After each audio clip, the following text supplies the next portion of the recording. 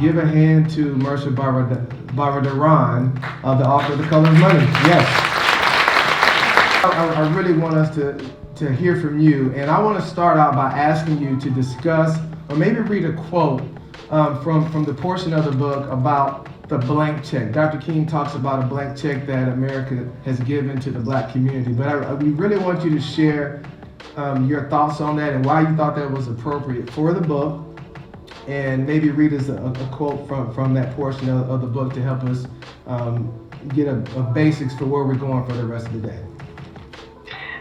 Sure. I think, I want to just give a big overview of what basically the problem, how the wealth gap drives inequality without further output, and what Black banks' role in that is. Is that okay?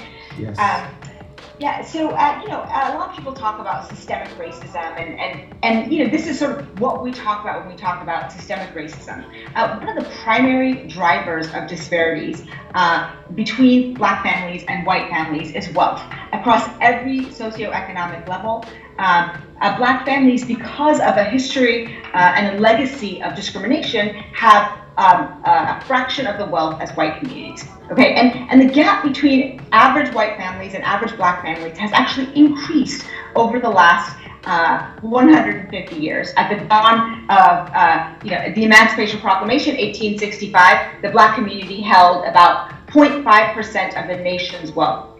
Today, that number has barely budged. It's about 1.5%. Okay, and that's not because it is despite all of our best policy efforts. Okay, it is an absolute failure of public policy, and in fact, it is a redefining of public policies through exclusionary zoning, through redlining, and through the continued sort of legacy of these actions.